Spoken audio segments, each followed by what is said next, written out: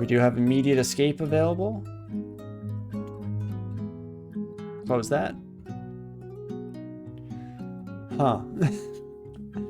It's a little bit rough. It's bad that I still want to push through. We can just dodge some rocks. You have a 70% chance to hit us. That's too much, friend. That's too high. Yeah, just roll dice better. Exactly, it's that easy.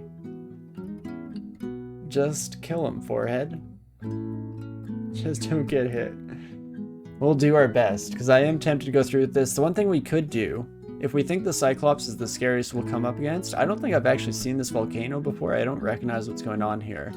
So it could be a bit of a flip on the usual formula where it's the strongest enemy right off the bat here and we just have to take them out. In which case, Phantom Mirror, some quick hit. You hear that Lair's nice this time of year. It's nice to know that somebody out there is trying to keep us alive against my own innate love of putting us into risky situations. Because what else could we do, potentially? We can not out-heal boulders, but we can at least survive maybe 3 shots with a healing potion thrown in, rather. Could try and polymorph the buddy. They have a decent hit dice. I'm so tempted. Let's drink 1 curing. I'm gonna Phantom Mirror. Perfect. Oh, dang it. I thought they were swapped. I was hoping that we were in front of them. Their willpower's not great, so ideally we could change them into something. Water Nymph, a Floating Eye, or Moth of Wrath. Moth of Wrath would be awesome for us. Water Nymph, I think we could take. Those still scary. Floating Eye, definitely we can take. Let's do it. 28%. One of these times is going to work. Oh, and we get Floating Eye. Absolutely love to see it. Didn't even need the Phantom Mirror in the end, though I'm happy to have played it safe. And there are gargoyles here, unfortunately. Immune to everything we want. Immune to poison, resistant to electricity. It's a rough mix. Airstrike still might do the trick. Let's take one more look here. They have Stone Arrow for 3d12. We also have Stone Arrow, fortunately, so we do have some avenue of moving forward. 3d13 on that. Start with an Airstrike, see how it does. Absolutely no damage. Not great. We'll retreat to the portal just in case we want to go home. And then let's throw a couple Stone Arrows at the problem. Fantastic. Salamander. Now there we go. That's more my speed. This is something that I feel more comfortable dealing with. But we do have options.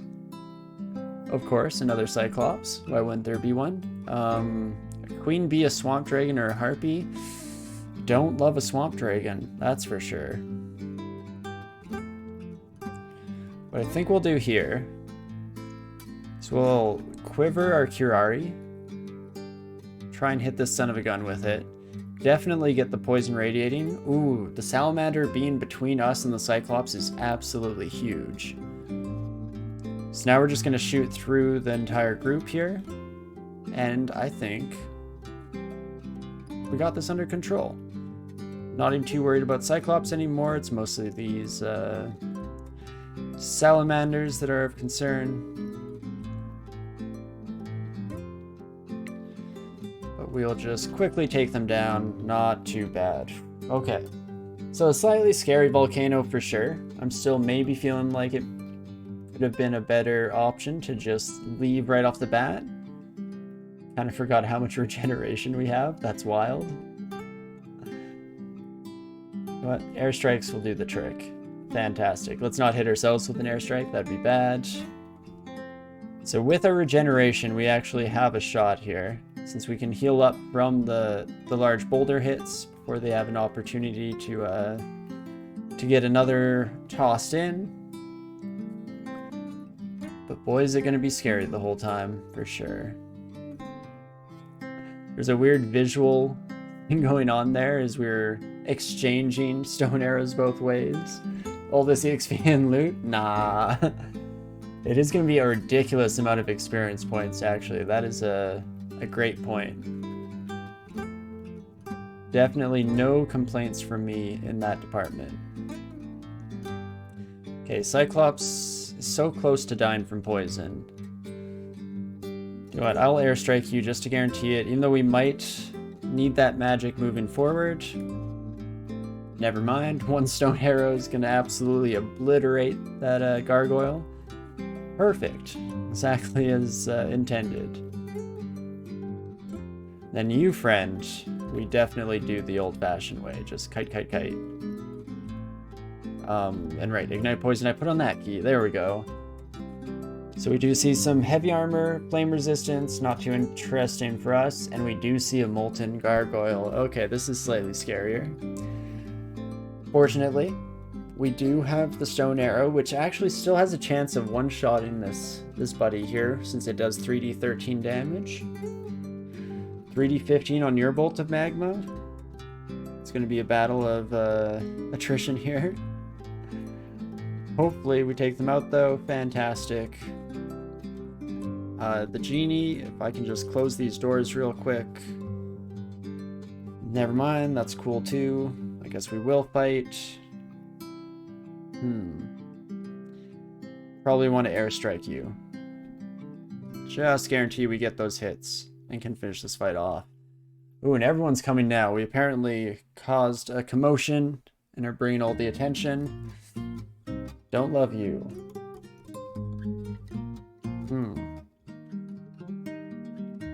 We don't have a closed loop yet, right? Oh, we don't.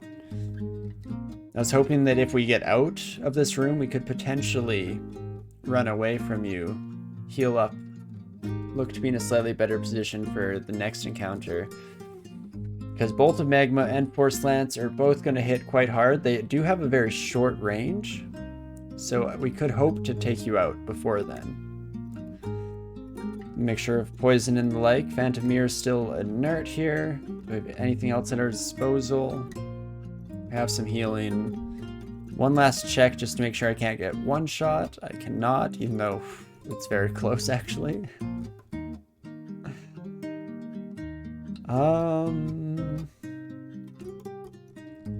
OTR is our most mana efficient option here, but Kirari Darts is another possibility. Slowing the Salamander Mystic gives us a few more turns before they close the gap. Then we can airstrike. Oh dang, I was hoping to gain back some magic before now, but that is fine. In fact, let's just add another Kirari for extra poison, and one last airstrike should do the trick. And oh me oh my, we're managing to make it through what has turned into a frightening area, to say the least. Hello, friend. Potentially shouldn't have gone this way and instead returned to our previously explored section, but as long as we make it through, can't complain too much. That Orb of Fire scared me for a moment, but of course they're just being held captive. Okay. See what was here? Just fire resistance. That's all good. Wait, wizard shouts? Okay, we just saw the wizard through the glass. Oh, hello. Banishment, 51%. Oof. An Orb of Fire sauna. Oh my gosh, that's brilliant. It is. They're harnessing the Orbs of Fire's heat in order to make themselves a nice little bathhouse. That's very cute. Who needs geothermal vents when you can instead just harness the power of the oof, you know? But I think we have to airstrike here. Just try and kill this wizard as soon as possible. He broke into the bathhouse? It would seem so, eh? I don't know. Can I airstrike empty space? Yes. The answer is yes. Let's get some bounce shots instead, just to guarantee some hits. Fantastic. And with that, we are all good. May do a quick Control F period, just to make sure I'm not leaving any promising pieces of equipment lying around. But all in all, looks like we can get out of here. I guess with one final... You know what? I'm going to grab the scale mail just in case we struggle with fire resistance for the entirety of this run. It might be nice to have that in our back pocket here. But we can immediately toss it outside, and then let's get out of here. Fantastic. And okie dokie, the world is our oyster. We'll probably head back out to the regular dungeon. And then Swamp is going to be next on the list there. Ideally, we can use OTR and Ignite Poison to good effect in the Swamp area. It'll just be like Swamp Drakes and Swamp Dragons that we have to be slightly more cautious of in our fighting. Shouldn't be too bad. Nice Volcano, good work. Thank you, thank you. Definitely got lucky with some of those. It could have been a lot scarier, especially against all the Cyclops. Those rocks hit real hard, to say the least. Before we move on though, let's do a quick check as to our money right now. Things are looking pretty good. So we could go back and buy the ring and the spear if we so desired. Could have a truly just decked out character here. You know what? Let's head up. I'll at least be buying the spear, and I wanted to check out the ring one more time, see how I feel. Also, wait a second, we can't afford both. I made the common mistake of mine where I see this gold value up here, and I think that that's what we have, but no. That's what it would cost. So, I can only buy one of these in that case. I think I'll go with the spear. The ring is definitely a nice option for the future, and we will most likely be picking it up, perhaps even soon. There's not a huge rush on it, and the spear will give us some nice ability to fight when completely out of mana. Can't take it with you. It is easier for a camel to pass through the eye of a needle, etc. True. This is true. But okie dokie, let's go to D8. Oh, we are in D8. Never mind. Let's go to D9. There we go. And now this completely surrounded staircase is not nearly as scary as it once was. OTR and Ignite Poison absolutely just does the trick. Can finish off the undead with Stone Arrow as well. Fantastic. So we know there's a two-headed ogre somewhere on this floor, but we should be well suited to handle them now at the very least. Fire Crab and Black Mamba, eh? Well, Fire Crab dies to poison relatively quickly.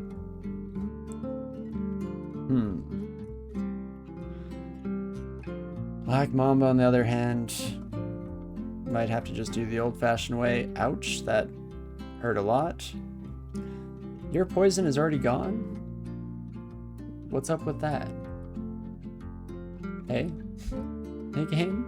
What are you trying to pull there? Because now this is scary. I thought we were okay, but now this is truly frightening. Fire Crab just does far too much damage. Actually, how fast are you? Are you not fast? So if I walk across the water... Oh, and that's a shapeshifter. Oh no.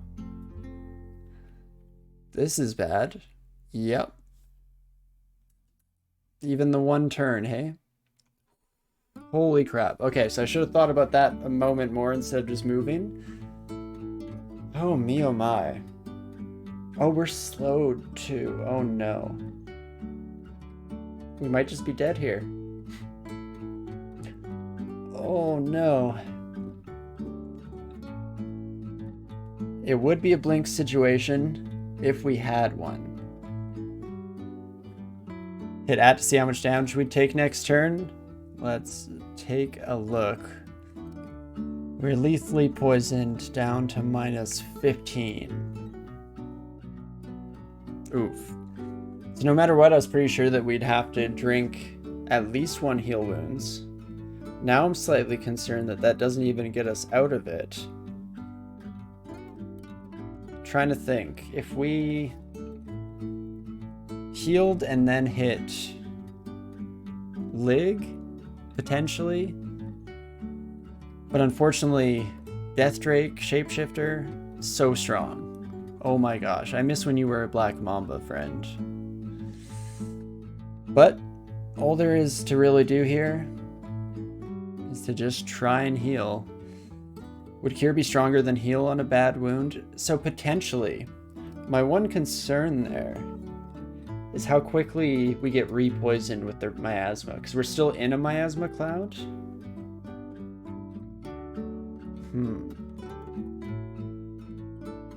Because yeah, my initial thought was going a similar angle, where if we just heal all the poison, like we have a lot of poison on us right now, that might be slightly better. But the slow is where we run into problems, because it's going to take us a while to drink. The crab is going to close the gap and hit us. If only we had identified Blink by now. Let's do it. Let's go with curing first. Okay, we're still alive. Just barely. Can bite for up to 12 damage, you son of a gun. So we do need to get rid of this Death Drake. We have Polymorph Wand charges on us, so if you want to change a Shapeshifter, you can of course just immediately do so with a Wand of Polymorph. The only issue here is if we turn it into almost anything, it still kills us.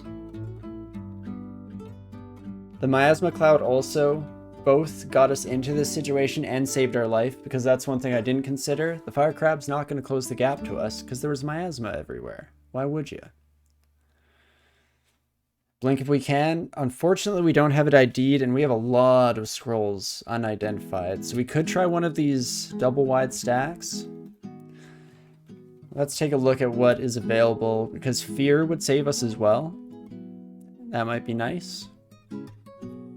Summoning could potentially, but it's a little less likely. But Fear or Blinking would both do wonders. Question becomes, do I want to try and heal before doing so? Or do I just go for it?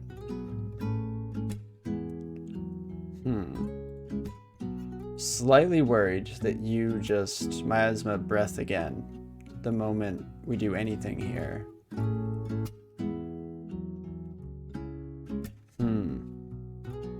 Let's take our hands off the keyboard. Even though we've been slow playing this after it got to a horrifying situation, not proactively like we should have been doing, like we always talk about. But it's still a good idea just to slow down a little bit, think through our options. Though I would say it's between heal wounds and trying a random scroll. I think I do want one heal wounds. 66% chance to hit us each of these times, hey? Because if you hit us with even one of those, we're probably dead.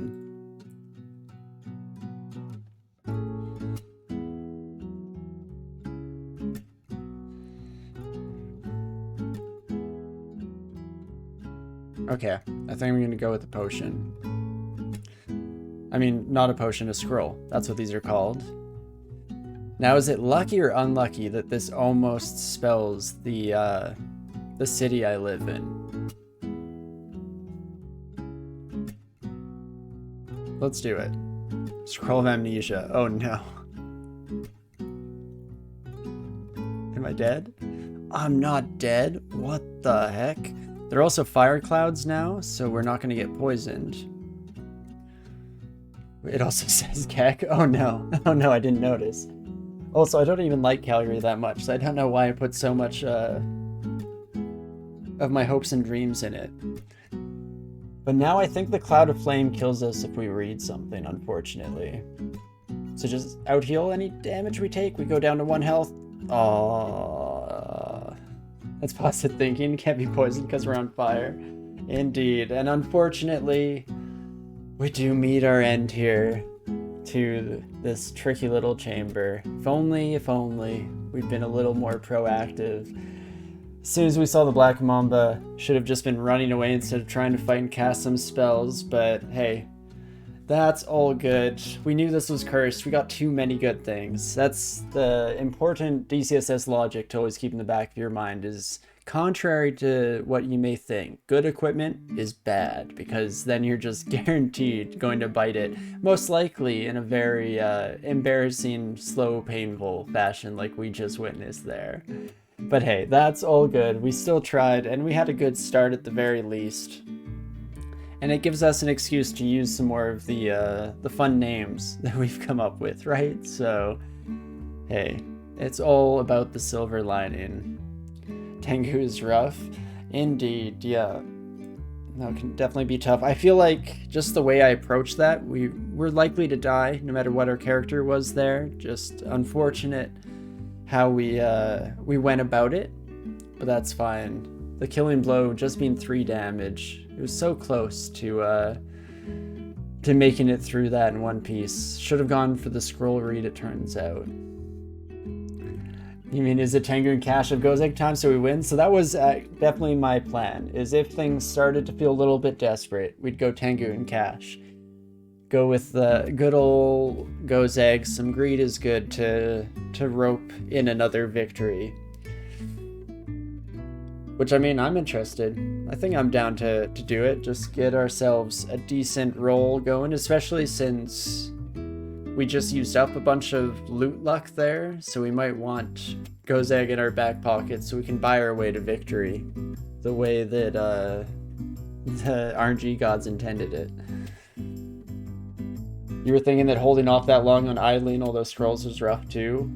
See, but yeah, that's a much deeper, far-reaching problem, because that's just innately part of my playstyle, I feel, is that I'll never feel right about read ID and scrolls, even though we might need them, and it might have saved our lives. Even just to know that other 2-stack. In fact, dang it, I went through the debriefing too quickly there. You'll just give me a quick moment. I wanted to check out in our morgue here, what was the 2-stack of scrolls? The unknown 2-stack. I don't want to talk about it. It wasn't blinking at least, so we weren't dealing with that. Also, I accidentally exited out of DCSS instead of my notepad. Fantastic work, me. Oh boy, what a comedy of errors by this point. Not great. 0.27. Let's relaunch this bad boy though. Whoopsies daisies. Okay, no, something about that looks wrong. Again, apologies for the delay here. This is 0.27. What a wild situation we found ourselves in. But anyway, those 2 scrolls that we looked down on or didn't end up reading were fear. So we actually could have found our way out of that situation if we just chosen the other stack. Dang you, Calgary, you screwed me again. How dare you? But okay, hopefully we're back in business. Everything's looking good. Oh, what a comedy of errors. But okay, let's hop into it again. And the question becomes, what background do we wish to go for now? If anybody has any suggestions, now is definitely the time to shout them out. Always happy to take those over our own decision making, because I hate making decisions. If I can put that job off on someone else, just outsource all my decision making, that's fantastic. Look, we can save Edgar Allan Crow for a Venom Mage. So that's the thing. Do we want to try one more before Tengu and Cash? Because we could Edgar Allan Crow this time around.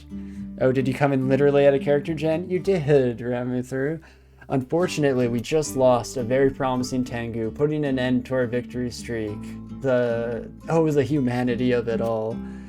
But he came just in time to see a new start that's going to be even better. Much better than it could ever be. Elementalist is a good route for their apps. You're not a huge fan. Conjure and Summoner are also good, but Summoner is better in 0.28. Yeah, I think I'm very excited for the the trunk to come down to main version here. Quoth the raven, ignite poison, ignite poison. Oh no, sorry about you, dead Flap Flap. You're happy you're perfectly cursed or blessed with this timing? Probably cursed. Hey, no. Take all the big ups you can get in life. That's all you, all blessing, baby. Let's do it. Tengu Venom Mage, and this is gonna be Edgar. Oh no, hold up. Need to back out real quick. Let's reset this. Not select anything, and that way I can hit the space bar. Edgar Allan Crow. We'll start here, and then I think, yeah, we won't resort to Tengu and Cash for a while. I feel pretty good about our odds of victory with Gozag, so that's nice and all, but it's good to have some fun with it. So I think this will be our character for now, and then next time, if there is a next time, hopefully not, come on Edgar, you can do it, bud. We'll go with Acid Grant's suggestion on our monk of Woo, because that way we can also be Cluck Norris, and so we get a couple of suggestions out of the way in one fell swoop. But okay, here we go. We'll not be using transmutations right off the bat. Let's just train our poison magic up as soon as possible, and then we'll of course go into our auto pickup, settle all this shenaniganry. Fantastic. So we start off with Sting, and we have Poisonous Vapors and OTR in our starting book, which is awesome, obviously, especially seeing as how much good it just did us. So hopefully we can leverage that into a good outcome here.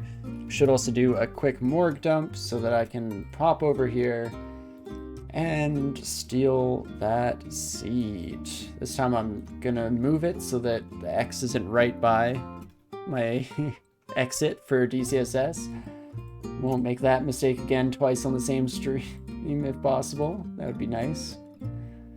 But just in case anybody wants to play along at home, we'll definitely pop the seed on the screen here for all you lovely folk. If this one dies horribly, which obviously will not happen, we have Cordelia if you want me to throw away. Perfect. I always need more names. Again, it all plays into my general aversion to making decisions of my own. Especially when it comes to humor, and the majority of chat, just so much funnier than I could ever be anyway, so why not take advantage of that, right? But okie dokie. Sting not doing great against the bat here. The endoplasm is a bit of an issue too. The resistance to poison hurts. Fortunately, it still does a little bit of damage, Sting. But we'll have to run away to start off, regain enough magic that we can chain a few casts, and hopefully that'll be enough to take out this endoplasmic ooze. Nope, not worth. Run away. And there we go. We see the message. You feel a bit more experienced. We managed to sneak just a little bit of poison damage past the resistance. Very much needed to do so. So I'm happy to see it. You also cannot make decisions, but you can make puns, and if you commit to it, that basically replaces the need for 90% of decisions. That's the spirit. And you're in good company here for sure. I know myself, but I've definitely noticed that quite a few of the audience base here is on the same page when it comes to puns. The greatest of all humor here. You need to get your third rune and your resists are truly awful? Oh no, that's always a rough spot to be in for sure. Well, I hope you're either able to push through it, or you get lucky with some pickups here and it's no longer quite as much of an issue. Not a great start to this fight for us either.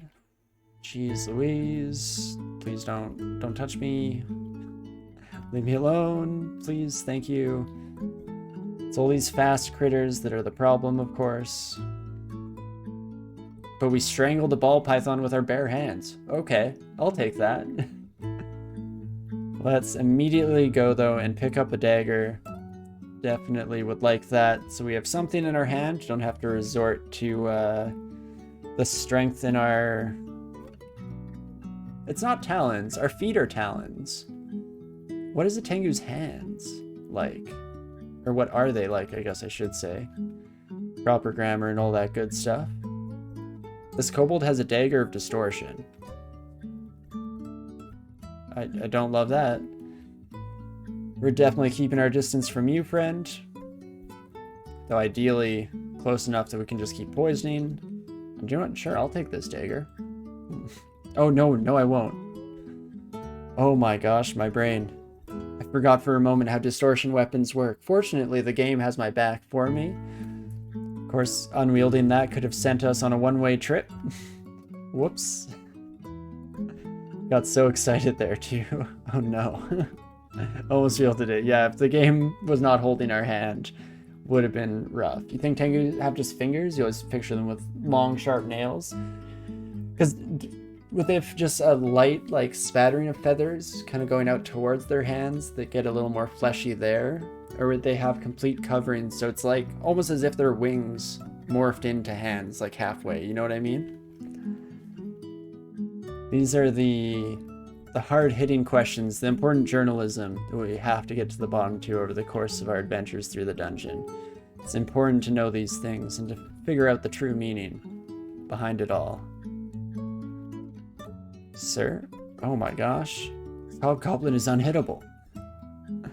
It's the single greatest hobgoblin we've ever ran into. What the heck is this? There we go.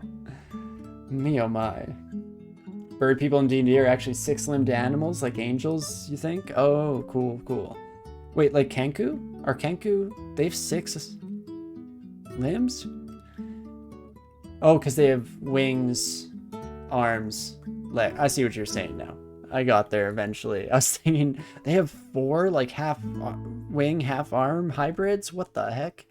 Why don't you see that in the pictures? But no. You're right. Kenku don't have wings, but Aarakocra definitely, or totally do. Nice. That makes sense. We're getting to the bottom of it. You think the amount of feather versus skin and how bird or person your face is entirely depends on the level of furry you wish to commit to tonight? That's fair, yeah. What level of transhumanism are you at by that stage?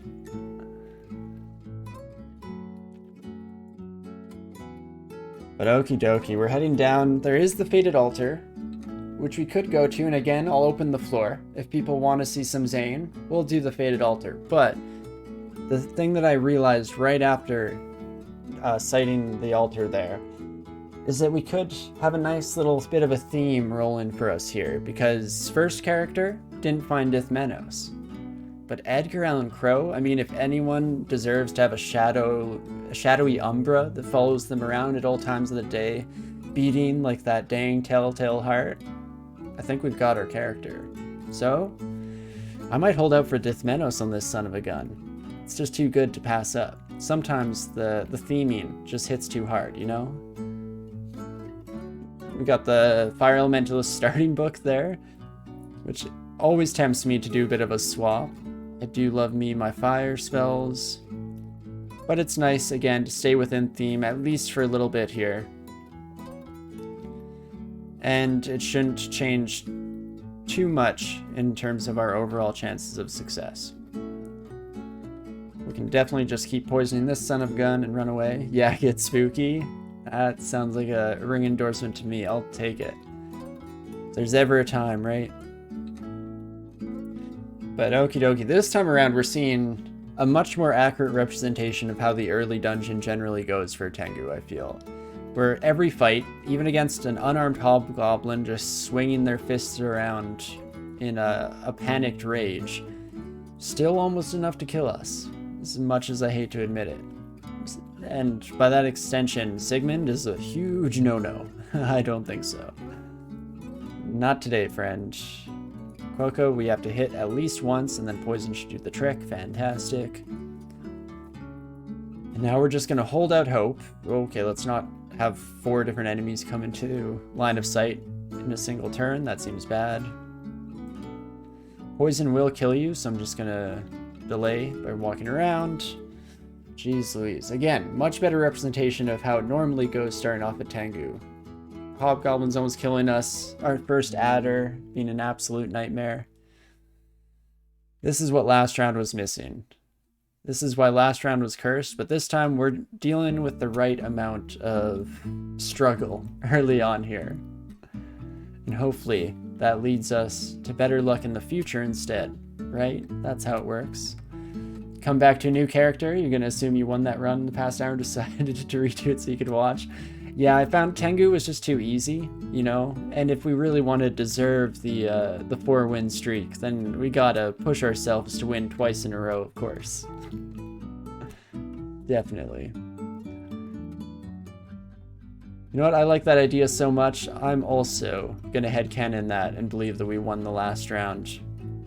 I think that Tengu Kazooie is, you know, just retired to a nice abode away from home somewhere, a nice cabin up in the hills.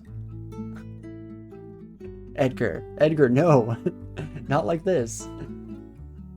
Okay, so I forgot that we were just in D3. As soon as I saw a bullfrog, I should have just left. I was too much in the headspace of Tengu Kazooie, who, I mean, your brother Tengu would have killed it just fine, Edgar.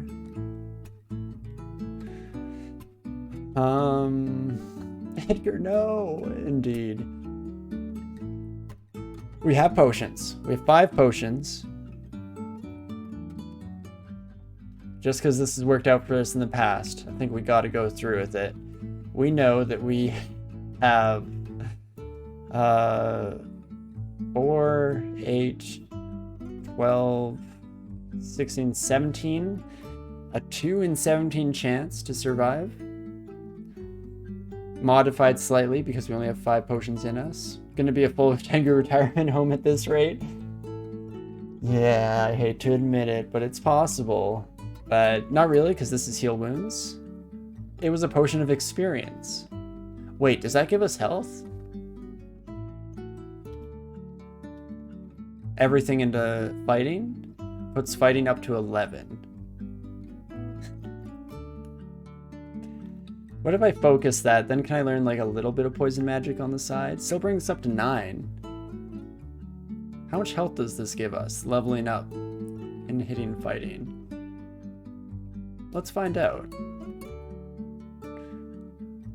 Holy cow, we're alive. Okay. We're that much closer, still probably dead. Let's not get our hopes up too much, but we also fly, which means we're faster now. Are we equal speed to the frog? Oh, how fast are you exactly, friend? I feel like we're not. I think we're still slightly slower. I think they move at like a 0.8 or like an 8 speed, and we're at a 9. So it might be time for another potion. Oh no. We are more evasive too. So even that, like 48% chance to hit us, that's much better. Wiki says speed 15? That can't be right, right? DCSS bullfrog. Let's look in some directory stuff here. One of the few times that we'll pop into this here. Speed 15. Yeah, I see what you're saying. So I'm guessing that just means that they're 1.5 times faster than normal, which means we cannot outrun them. If like the general character's average speed or move speed is considered 10. So, more importantly, let's get back into the game here, because I'm stalling so much, and we might just lose this run. It's definitely a possibility at the very least. Though it won't be after we drink this golden potion. The bullfrog hit us twice. Well, missed us twice, fortunately. Potion of resistance, not what we were looking for. Any other takers? We got sapphire, we got brown, we got fuming red. I mean, all of my like cartoon logic is telling me that a fuming red potion can't be good, but red is also the color of vitality. So let's drink it. Cancellation. Oh no. How dare you? And we did have heal wounds. It was the brown potion. You son of a... You... Edgar, no. Edgar had so many hopes. I mean, kind of fits the depressive nature of your poetry, but... Oh me, oh my. Had Blinking Scroll, we had Heal Wounds. So sad. So sad. Still not the worst we've ever done, so how about that? That's something. Poor Edgar Allan Crow. Such a shame. But it's not over yet. I have been enjoying the spellcasters, but we'll keep changing it up. Oh man, getting that XP potion is darkly poetic too, right? It was the perfect bittersweet irony. The whole ending, exactly what you'd expect from the writer of The Telltale Heart. But okay, let's do a little bit of a stretch here. Shake all that off. Shake off the bad mojo. And we'll get ready to hop into another one here, obviously. So for this one, I think we have to go the monk route because that seemed like fun. We still have Cordelia in our back pocket. But before we get there, we did of course have our monk that will be unarmed. And we have to reset this again because I immediately highlighted things. Monk, unarmed, Cluck, Norris. Come on, Cluck. I need this. I need this, man. Desperately. But okie dokie, this time around we'll be fighting in unarmed combat, trying to get some extra damage early on. We do have those nice auxiliary attacks, so we should be able to see some good results there. The starting few moments of this run are going to be very, very scary, to say the least. But as long as we can get through them, we should be in a good position in the future here moving forward. So last but not least, we'll change over the seed here, and then we'll be all ready to pop in with the third, and dare I risk it all by claiming it as the final Tengu run. At least if all goes according to plan. And on the road we go. If we find a very strong artifact weapon, it definitely might become worth it to temporarily use that until our unarmed combat comes up to speed. For the time being, we'll be happy to just slap these bad boys around. Kobold with a dagger, scariest enemy we've fought so far. Apparently the hobgoblin with its fists comes closer to killing us though. So just F me, I guess. Ooh, what kind of whip do you have? Distortion, of course. Wouldn't have it any other way. Are we going whoop for max Texas Rangering? We are indeed, that is the plan. If we don't get banished to the abyss immediately. What the heck is even that? I have no rocks to throw. I think I just have to fight this. We're not exactly making it out. Please don't banish me. Oh, thank you. Thank you. Again, I need this kobold. You don't even know how badly I need this right now, man. Oh, so funny.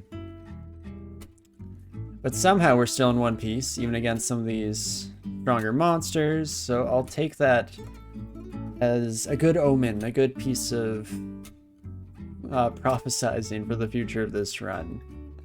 Or at least so I would hope. Question becomes, do I want to go for some strength or just max out dex? We have the extra evasion, so we'll have a really good evasion score going through this. As good as one of the smaller species, essentially. For the first one, let's start going into dex. Fully go into this kind of evasive, sneaky, unarmed monk business. Dagger of Venom is very scary. I probably should have softened you up with more stones. But never mind, we're all fine and dandy. Then we're definitely going to stand here and make the Quokka stand in the water while we fight. What an idiot. Oh, these dumb, not fully sentient animals. What are they thinking? Or what are they thinking? Would you believe I've been speaking English my whole life? That's one of the things that I'm always kind of regretful, not in a serious manner, but in kind of a fun way, of growing up in North America, because I feel like, especially growing up in Europe, so many people from European countries are so good at languages. And the fact that the majority of them speak English better than I do, while having their first language be something else entirely, is just embarrassing on my part. Ooh, we'll definitely take some gloves. Pop those bad boys on for a little bit of extra defensive capability here. Oh my gosh, the game really wants our Tengus to be Venom-mancers, hey? How about that? And we might do so. Might go for a little bit of hybrid style build here, at least at some point in the run. Get OTR specifically to take care of large packs of monsters or something while we solo duel in a round of 50 fisticuffs with the rest. Fisticuffs, also lesser known as 50 cuffs, of course. And no, I did not just make that up in the spot. How dare you accuse me? But okie dokie. We're down to D3, so we're tied.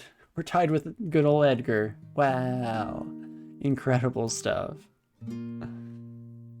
Get Mephitic Cloud as well, so now we truly have the entire Poisoner Handbook at our disposal here.